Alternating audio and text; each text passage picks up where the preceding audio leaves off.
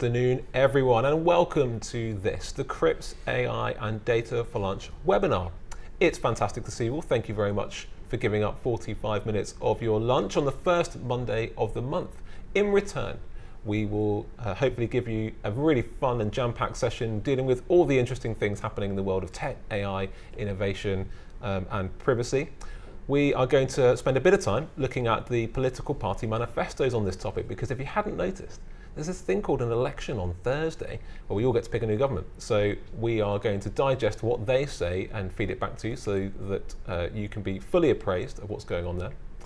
We will also spend a bit of time continuing our series on the EU AI Act, this time looking at limited risk and minimal risk AI. We'll then jump to our main feature, which is the discussion and critique of the ICO's public leniency policy. We'll also summarise the cases from, the stats that we have from the ICO's enforcement activity so far in this year. And I've got in the studio with me Stefan Dingelstad, who is in-house lawyer at EasyJet, to discuss and debate that fascinating area of law. We will then end with three great things where our AI elves will tell you some of the things they've seen AI doing over the last 4 weeks. All of that in the next 45 minutes. Let's make a start with the section on political parties. Now, hopefully on your screen you will see slides, and the first slide, the first party we're going to talk about is the Conservative Party, who are their manifesto says very little on AI regulation. That's because of their already adopted position on pro-innovation, which you could find in the white paper published earlier this year. That's the white paper response on a pro-innovation response to AI. So there's nothing in there really at all, but there is a bit on digital agenda. So the review of digital laws more generally, the Conservative Party say that they will invest up to £22 billion a year in R&D investment in the UK and maintain R&D tax relief, which is probably quite a welcome thing to investors. R&D tax relief is obviously very popular for investors in growth and startup tech companies. The researchers here tell me that the government has already committed to spend £20 billion a year in R&D investment, so actually that's a top-up of £2 billion from an already existing commitment.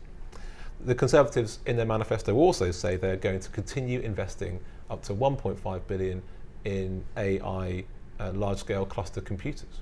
So that's what the Tories have to say. What about Labour? Well, there is a bit more in the Labour manifesto than the Conservatives. They say that Labour will ensure the safe development and use of artificial intelligence models by introducing binding regulations on the handful of companies developing the most powerful AI models. In other words, they are going to pass law and it's going to affect a tiny fraction of the economy. The Labour Party also say that regulators are ill-equipped to deal with AI, and Labour will create a regulatory innovation office. When you read into the detail of what that is, it does sound and look quite a lot like what the current government white paper says around the consolidation of a group of common regulators, or a common group, from all regulators to coordinate responses. And Labour say they're going to remove planning barriers to building data centres, so expect lots of data centres to pop up fairly soon. What about the Lib Dems? Well, they say that if they get into power, they will ensure the use of personal data and AI is unbiased, transparent and accurate. Now, those of us who are practicing data protection lawyers will know that the law already says that the use of personal data has to be transparent and accurate. So quite what that adds, I'm not sure. The description of ensuring it's unbiased is fascinating, and quite frankly how they're planning to do that is anyone's guess, but I'm really looking forward to seeing how that works should the Lib Dems command a majority. They also say they're going to create sectoral regulatory framework for AI that promotes innovation and establishes transparency for AI in the public sector, and they want the UK to play a leading role in global AI regulation. So they've got quite a lot to say about AI, not so much on the digital agenda as a whole. Let's move on to the Greens. The Green Party probably have the strongest single statement about AI regulation of all the parties that we're digesting here. They say we will align the UK approach with our neighbours in Europe. which I interpret to mean as we will pass in the United Kingdom an EU AI Act equivalent. Note, that isn't actually what it says, and you know what politics is like. But my take on that is that I'm not quite sure how they could do anything else without passing a similar kind of law. They also insist on protecting the rights of creative industries, and in that sense it dovetails quite neatly with what Lord Chris Holmes was saying in his UK AI regulation bill, which of course is now deceased because of the calling of Parliament, calling of election and the dissolution of Parliament, I should say. There's also quite a lot in the Green Manifesto on digital reform. So they say that they will remove media company monopolies and implement the 2012 Leveson report, which essentially is creating a regulator of the media, an independent regulator of the media. And they will create a digital bill of rights to give greater public control over their data. So that's what the Greens have to say they will do if they command a majority. Finally, let's look at reform. Well, the Reform UK Manifesto has nothing to say on AI regulation at all, so if you go looking in there for it, I'm afraid you won't find it.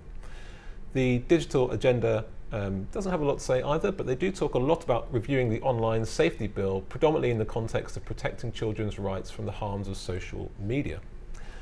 We haven't had time to, or we have had time, but we haven't had the space, I'm afraid, to do SNP and Plaid Cymru. So apologies to those of you viewing in Scotland and Wales.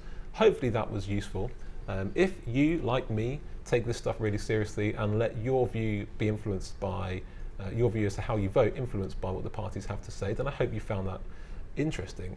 By the next time we meet, we'll have a new government, so we'll know what the answer is. And I would like to give myself a pat on the back for being as neutral as possible at the request of the production team during that section. Those of you who know me well will know it was a bit of a struggle.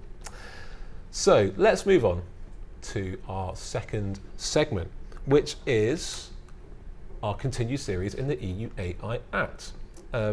So you're about to see some slides. Now, before we get there, there's a really good question in the Q&A last time that we didn't have time to answer because we ran out of time. But that question was, why spend so much time talking about the EU AI Act if it doesn't apply in our territory? To which the answer is, that's a great question. And it doesn't apply in our territory, but it does have extraterritorial effect, just like the GDPR. So if the services that you or your companies or the clients that you advise are working in the European Union with AI, then just like with GDPR, you will be caught for any processing of personal data of EU data subjects and EU citizens. Equally, there is this thing called the Brussels effect, which the GDPR had. Essentially, you play to the highest standard, and a lot of the corporates that we're already advising are doing exactly that. Why do anything different? If you can go to the highest standard, then you know that everywhere else you'll be compliant anyway. And finally, because I just find it really fascinating, and I think most of you do too. If you don't, let us know in the Q&A. Right now, I'm going to carry on talking about limited risk AI and minimal risk AI, which are the final two categories of AI in the EU AI Act. If you cast your mind back a few weeks, you remember we looked at prohibited AI, which is the stuff you absolutely cannot do and is basically banned. The second is high risk AI, which isn't banned but is highly regulated. The third and fourth are limited risk AI and minimal risk AI. Now, probably the first thing I would like to tell you about this is if you go into the EU AI Act and start looking for the words limited risk AI, you're going to get lost fairly quickly because it's not there. Don't word search limited risk AI because that's not how they describe it. They use the term non-harmful AI. But if you search that, you're not going to get very far either because it very rarely pops up. Pretty much it just appears in some of the recitals and in Article 50 regarding transparency obligations. The kinds of things that we think are likely to fall into this category are interactions with chatbots, deepfakes, impersonations, some emotional recognition software, basic image recognition software, personalized recommendations on e-com platforms, and biometric categorization. There's definitely a little bit of crossover with high risk here. So if you were watching last time, you think, some of those things seem to appear on both lists. Well, you're absolutely right, they do. And which regime it falls into will be based on a risk assessment, a judgment of how much potential harm the use of the AI could cause. What about minimal risk AI, which is the final bottom category? It barely features at all. Most of the EU AI Act focuses on prohibited and high risk. Then there's a little bit on limited risk AI. There's very little on minimal risk AI at all. But we think that probably covers spam filters, filters that are just photograph brightness, video games such as AI in chess, which I love by the way, and inventory management systems. So relatively mundane, relatively low level stuff that basically already exists. Let's look at the transparency regime for limited risk AI. Now we've divided this into provider and deployer.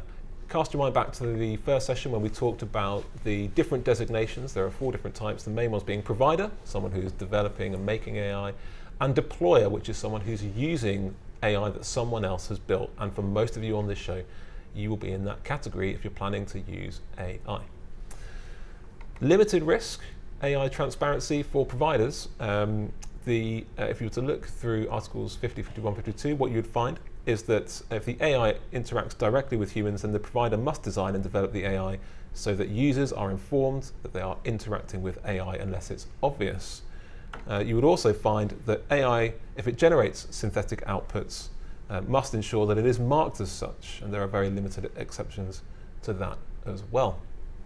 What about deployers? What are your transparency duties if you're planning to start using AI and you're caught by the EU AI Act? Well, firstly, if the AI is capable of emotional recognition or biometric categorization, you must inform the individuals and comply with the GDPR. Now, the last bit I assume is obvious. The former isn't, which is that you would need to start writing some policy notices and pop-ups and other things to bring to the attention of the users that even limited risk AI is being used if the thing it's doing is analyzing emotions or biometric recognition. If the AI creates deepfakes, you have to disclose that it is a deepfake. There is some more expansive content on this in the EU AI Act, which talks about machine readable analysis, so it must be possible for a computer to spot another computer's deepfake AI. And finally, if the AI generates or manipulates text which relates to matters of public interest, then you must disclose that the text has been manipulated or generated by AI, which is absolutely bullseye for us right now in the middle of an election season when there's a fair amount of stuff being generated. And I imagine, however hard it is for us, it will be even more complicated in the US election coming up in November. Let's end the slides there. On this section, because I want to make sure we stick to time. If you have any questions about this, please put them straight into the chat. We'll do the best we can to pick them up. You'll be able to do that by using the Q&A section, which is on the bottom of your screen.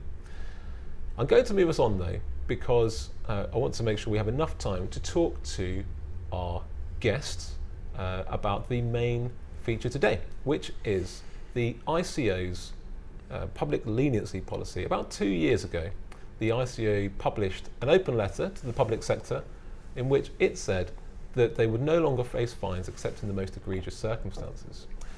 Following that, Stefan Dingelstad, who is here with me in the studio, and I spent a lot of time studying, researching, critiquing and analysing that, and it culminated in the publication of an academic essay in Computers and Law about, well, just over a year and a half ago now, I imagine. So, let me welcome to the studio Stefan Dingelstad.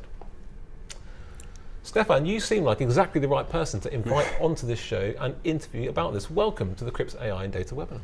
Thank you very much. It is compulsory that every guest is asked a series of random, ridiculous, and probably, hopefully, slightly humorous icebreaker questions, most of which were picked by the trainee solicitors here.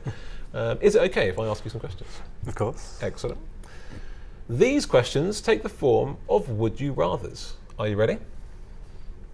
Would you rather be chased by 1 horse-sized duck or 10 duck-sized horses? 10 duck-sized horses. Would you rather have $1 million or 1 million friends? $1 million. Good solicitor's answer there. Would you rather be able to read people's minds or be invisible? Read people's minds. Read people's minds. Would you rather have a monkey's tail or an elephant's trunk? Monkey's tail. How we got that through, I've no idea. Would you rather be silent for a day or stand still for all day? Silent for a day. Would you rather go without sleep or cake? Oh, tough, but cake. That is a tough one. Yeah, I'd rather go without sleep. Would you rather be a camel or a penguin? Camel. Absolutely perfect answers. Thank you very much, Stefan, for indulging us. And welcome to the show. Now, I'm going to put a slide up on the screen before we start talking about it. This is a slide that explains a little bit about what the ICO have been up to. Hopefully you can see that on your share. On the 30th of June 2022, the ICO issued the public letter, and this is what they said. The person here is Jonathan Edwards, and he says, "I am not convinced that large fines on their own are an effective deterrent within the public sector. For the next 2 years, the ICO will be trialling a new approach that will see greater use of my discretion to reduce the impact of fines on the public. In practice, this means fines will only be issued in the most egregious cases." Why? He goes on to say, "Fines do not impact shareholders or individual directors in the same way as they do in the private sector, but come directly from the budget of the provision of services. The impact of a public sector fine is also often visited upon victims of the breach in the form of a reduced budget for vital services, not the perpetrators. In effect, the people affected by the breach get punished twice." I'm going to end the slide. So, it was 2 years ago that was published, and last week the ICO said that they are going to, it launched their review. This policy was 2 years old yesterday. Stefan, what was your initial reaction when you saw the ICO publishing this statement about leniency to public sector entities? In short, that it was wrong. I think it just sends the wrong message in relation to the GDPR, and that it's not quite a carte blanche excuse, but it undermines the deterrent effect. Mm-hmm. I also think having a split dichotomy of public-private doesn't reflect reality, and there's so many grey areas, and the policy doesn't address that. I also then think, lastly, that I know it wasn't in place at the time, but the ICO's new sort of fining guidance and approach already takes into account the factors needed and reflected in those sort of two reasons for it. So I don't think you need the dichotomy, because I think you can, through the general approach, achieve the same outcomes. So the current framework should do what's needed anyway. Yes, exactly. Let's go straight to the meaty and controversial topic. We can see from the data that most of the penalties, if a public entity is fined at all, or punished at all, it usually gets a reprimand. For the tiny number they've had of fines since this open letter was published, those fines have been reduced by up to 90%.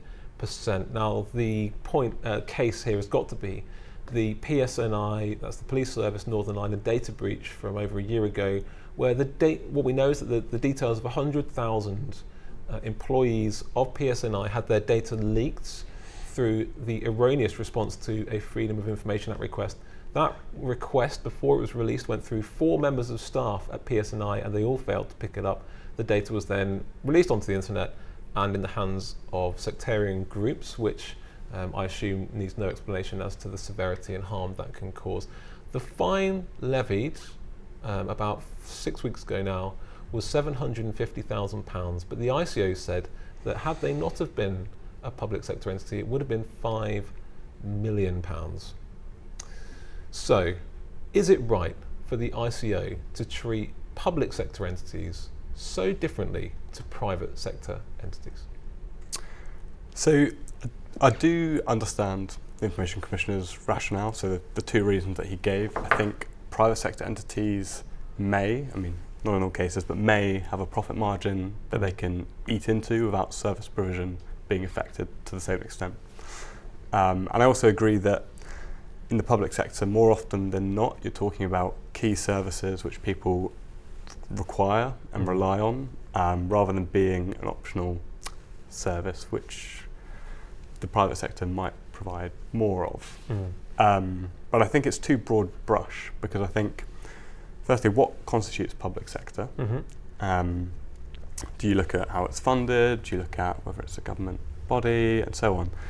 So across the legislation and government policy, there's no clear answer. And if you take, for example, NatWest, it's majority, well, not majority, but a significant share is still owned by the government, but it's a commercial bank. Indeed. So where does that fall Absolutely. on the line? You also got many private sector entities which provide very public services. And the NHS wouldn't work without all of its private subcontractors. All GPs are pretty much private partnerships. The cleaning companies that clean hospital sheets, for example, all of which together, the healthcare service, the public healthcare service, wouldn't work without. So what do you do if they suffer a data breach? Similarly, you've also got various not-for-profit private sector entities in the form of charities. And interestingly, in the recent YMCA decision, actually, the government, or the ICA rather, seems to have suggested that those all will be treated as public sector entities, even though, strictly speaking, they're not. They're not, absolutely. So there's a lot of grey area. Just to pause there and bring you up to speed, in case you weren't aware, the YMCA data breach refers to the really serious releasing of the identities of users of the YMCA as having HIV, and that was done through the use of CC rather than BCC on an email, which is just so straightforward, so simple, and yet still the cause of so much harm. I feel like that leads me on as a good segue to a next question, because all of these entities, there's this paradox here. These entities, the public sector entities, they seem to hold the most valuable data about all of us. The health service has all of your health data, the education system has all of your education data, lots of incredibly sensitive stuff. And so when it goes wrong there, it seems to go wrong in a really big and impactful way, which I suppose the average person might say isn't quite the case with public sector entities. And yet, the private sector entities will get very little, if no fine, and the public sector get little or no fine. The private sector will still have fines visited on in the same way. Ethically, where do we stand on this? I think it's difficult because in the public sector, they're not there through want of going into business in that area per se. They're there because the government, for example, has mandated them. They have to be there. They have to be there. And I think, you could say the same for established businesses whose management team comes in, takes over the business, and they're not going to suddenly change their entire mode of business. So I think it's a difficult one in that obviously they need to have that data, and so yes, you have data minimization, but I think the standards should be higher, and failure to adhere to standards shouldn't differ just because of the way you're funded effectively. So agreed. There will be similar private companies that also process lots of health data, for example. Indeed. All the private healthcare providers. Thank you, by the way, to those of you who've already put questions in the Q&A. We'll start to take those fairly shortly. If you have any questions about this, or if you want to express your opinion, please do share it in the Q&A and we'll relay it live here on the show. If you think this is a great policy and you disagree massively with Stefan and I, then we'd love to hear about that. And equally, if you think that the ICO has lost the plot, then tell us that too. Whatever you've got to say, we'll be interested to hear it. Next question.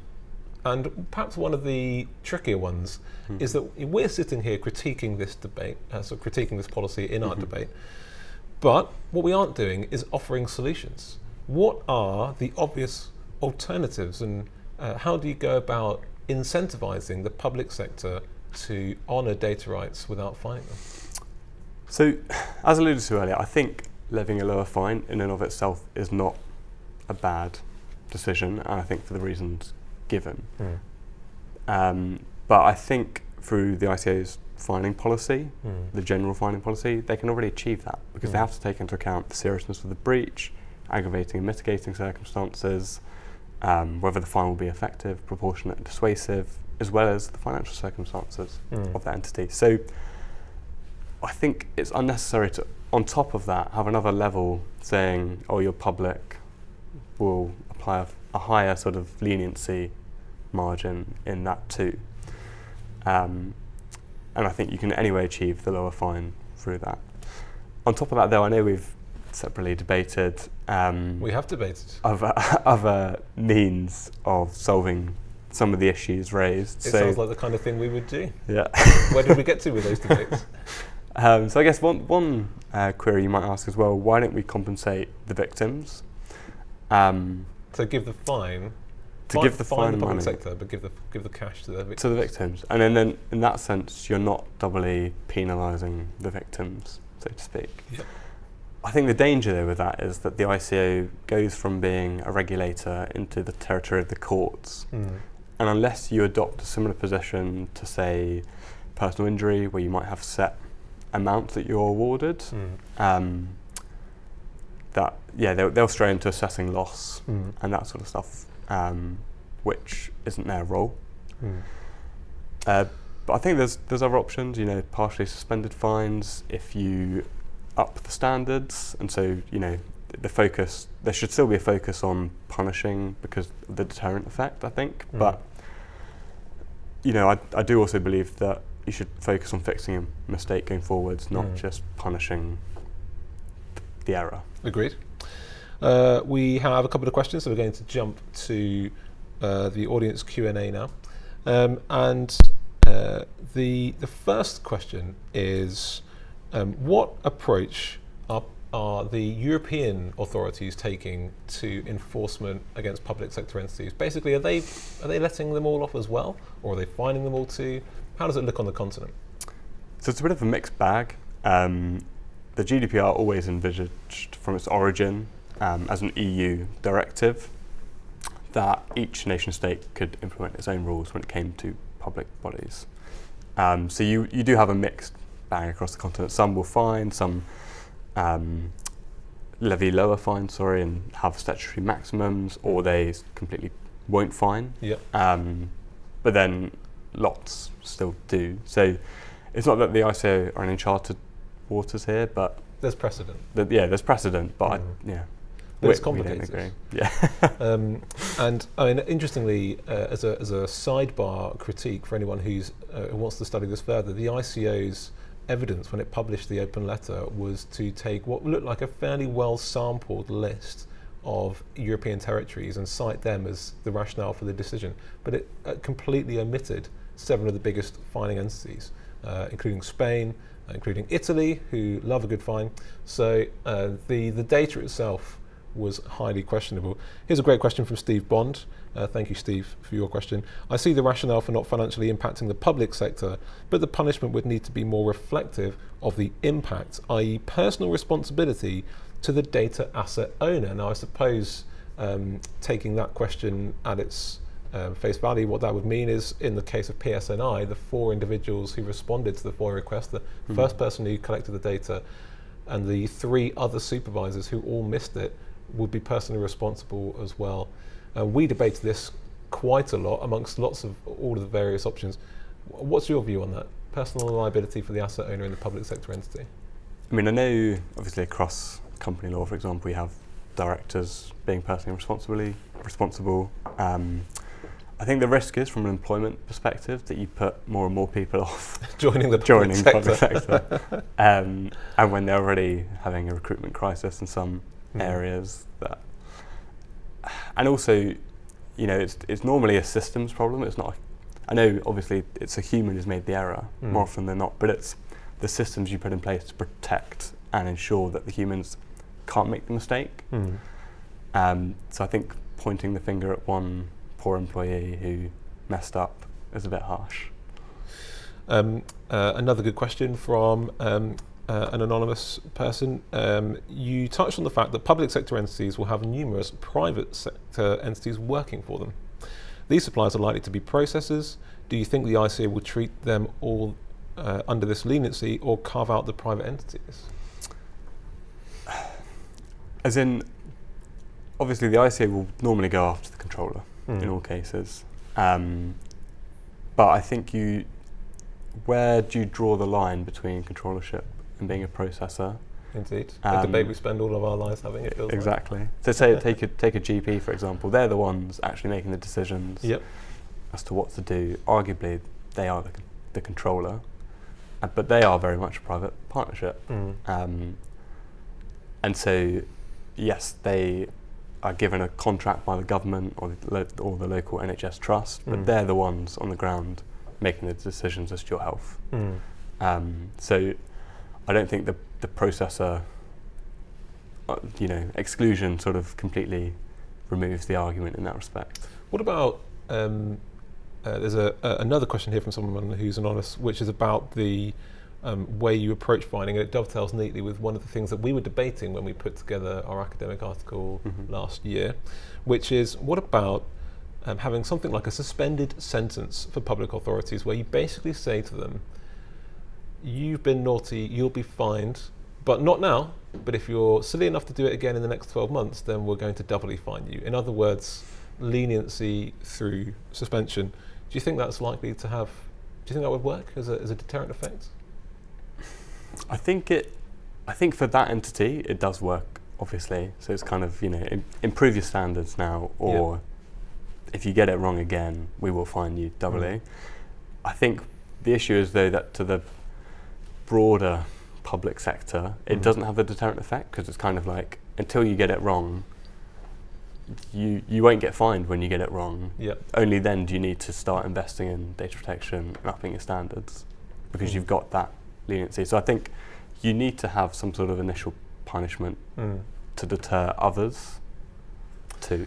One thing I would love to hear from you all watching this is whether you think this policy of public leniency to public sector entities is likely to result in those entities having a less serious approach to the topic of data protection. Do you think they'll sit there and say, well, actually, we're not going to be fined, so why take it seriously?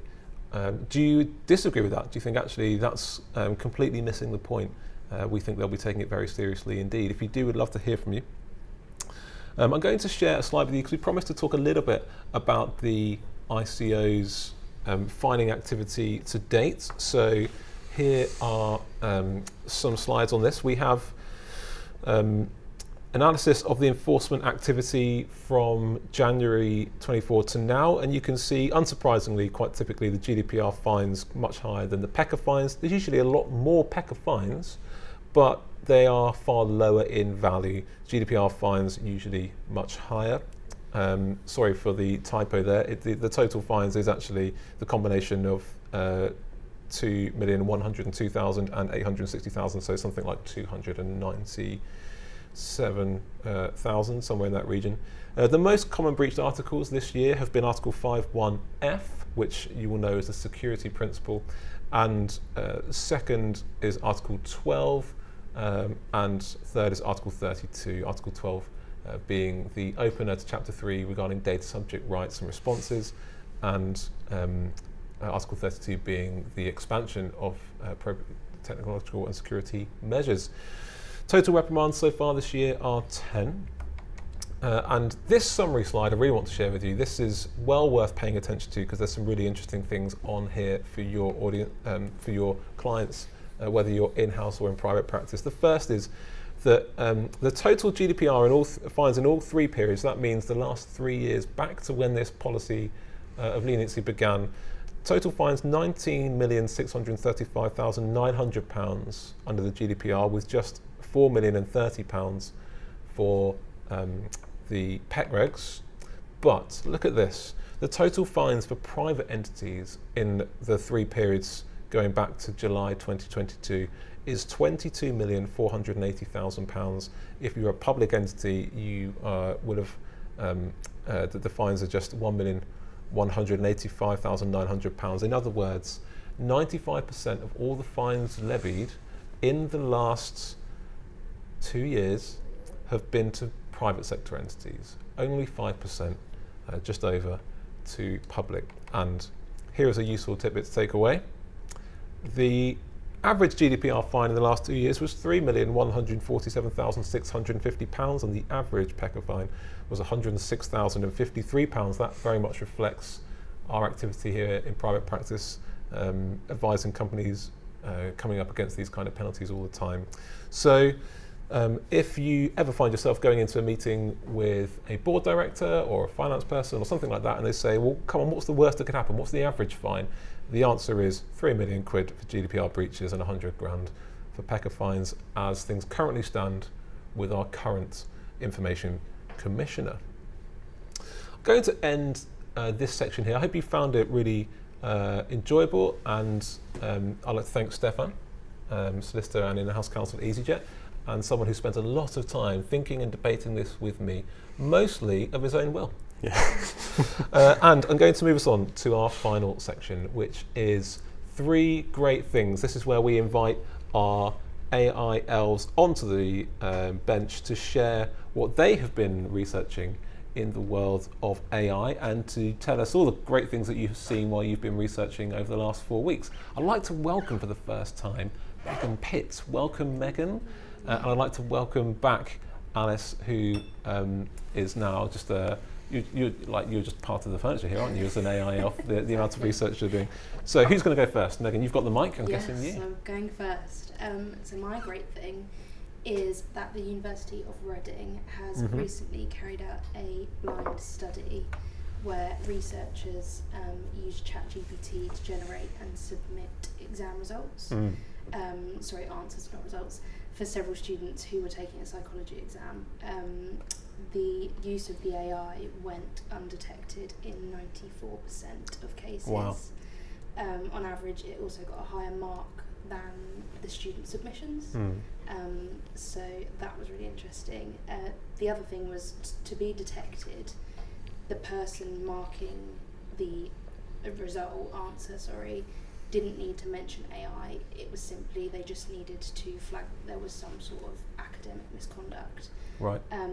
The ones that were actually flagged purely for AI, there was only 3% of those. Crikey. So 97% went undetected. What a great and scary case. So undergrad essays being submitted by AI, passing without any kind of being caught by the examiners and generally scoring higher. Yikes. Yeah. Alice, how about you? What have you found AI doing in the last 4 weeks? I've gone for our second update as a Wimbledon theme. Wimbledon theme, excellent. So much nicer than football. Don't talk about the football. Exactly. So recently, researchers have been able to accurately identify the emotional states from the body language of tennis players during games. So for the first time, they've trained a model based on artificial intelligence with data from actual games. So they've put in videos of tennis players while they've won or lost a point. So they'll either have their head lowered, some arms raised, and they must have used John McEnroe for this, surely. So it's now learned to associate the body language of the reaction and to determine whether that was a won or a lost point. So the fact that the AI can now identify emotional states of players just means that sort of technology could be extrapolated in the future. Wow, fascinating. So that's our second update. The third one, I don't know, Matt, have you ever wished that your dog could talk to you? Absolutely. Well, I think my dog does talk to me, to be fair. It could even more so in the future. So scientists are developing tools that can identify whether a dog's bark conveys playfulness or aggression. Wow. And the scientists, they've made a lot of progress in decoding the canine communications by repurposing existing models that have been trained on human speech. So the AI can now identify a dog's gender, breed and age through their vocalizations. That is immense. How cool is that? So you could know what your dog is saying. It's not quite a dog translator at this point in time just yet, but we can get a lot of deeper insight into canine emotions and interactions. I'm not sure I want to know. I don't know what my dog... I want my dog to think all the nice things that I think it thinks as opposed to the reality.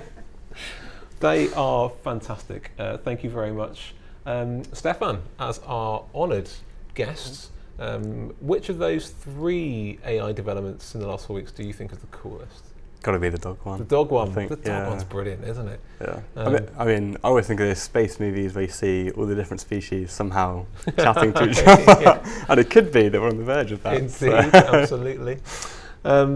Okay, well that is the pretty much the end of our show. It just leaves me to wrap up by firstly saying that there is no CRIPS AI and data webinar in August. It will be holiday season. We are taking inspiration from the barristers and taking a month off. Just kidding, Robin. We will be back on Monday the 2nd of September. A few notices for you before we go. We have produced a 1-hour Q&A presentation on the law of artificial intelligence as it stands. We've already started rolling this out to a few organisations, and if you think you and your organisation would enjoy having that, then either in person or in Teams, we'll be happy to come out and do that with you free of charge. Please let us know. Drop me an email or the production guys who send out the invites to this, and we'll arrange a date to come out and hang out with you. We'll also be sending out a Q&A in the break in August about this webinar. So if you like the time, or you like it to change, or you like the name, or you think the name is rubbish, let us know, and we'll take all of that into account.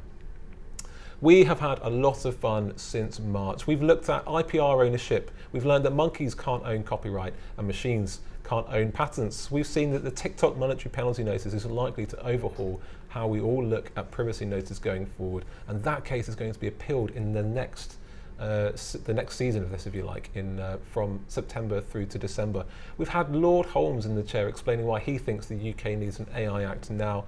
We've explored the depths of the Experian case and why its findings impact how we as data protection advisors and practitioners talk about transparency to our clients. We've reviewed the EU AI Act loads, and today we've critiqued the ICO's public leniency regime and looked at common fine trends.